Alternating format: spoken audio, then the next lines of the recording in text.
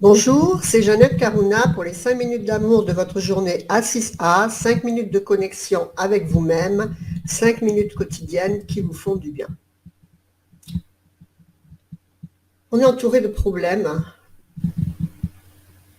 et en fait de bonnes choses aussi.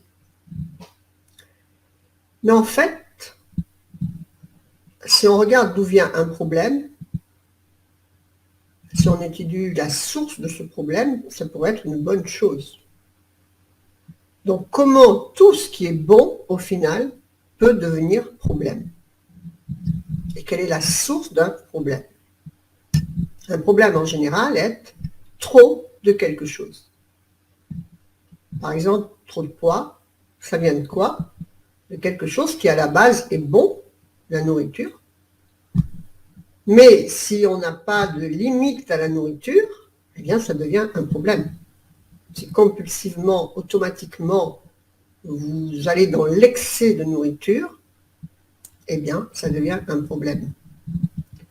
Et on peut voir tout comme ça.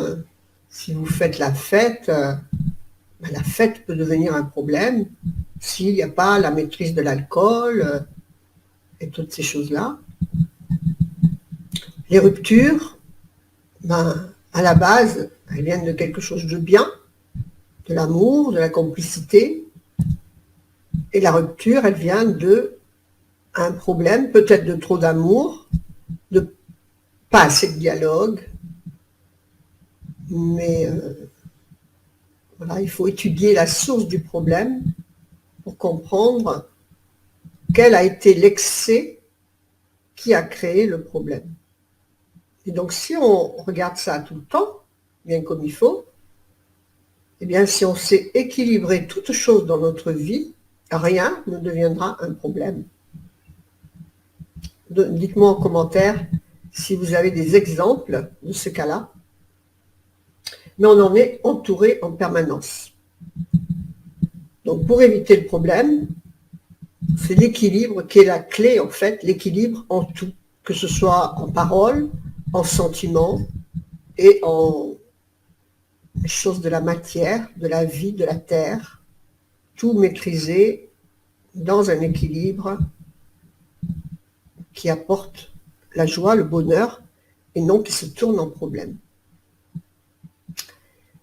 Voilà, je pense qu'il y a, si on est en conscientisation régulièrement, tout le temps, on va dire, eh bien, nous ne passerions pas cette limite qui va dans le problème. On peut voir, je sais pas moi, le sexe par exemple, eh bien, s'il y a trop de boulimie de sexe, d'instabilité, ça devient un problème dans la vie. Et tout est comme ça. Si vous regardez la télé, ça devient un vrai problème. J'ai vu ça un jour, une personne qui me disait je vais perdre mon couple, je vais perdre mon mari, parce qu'en fait, je suis accro à la télé et je ne fais rien à la maison. Il rentre, il n'y a rien de prêt, rien de fait, parce que je suis à la télé. Alors que si vous regardez un film, c'est pas méchant, c'est une distraction, c'est quelque chose qui est bon.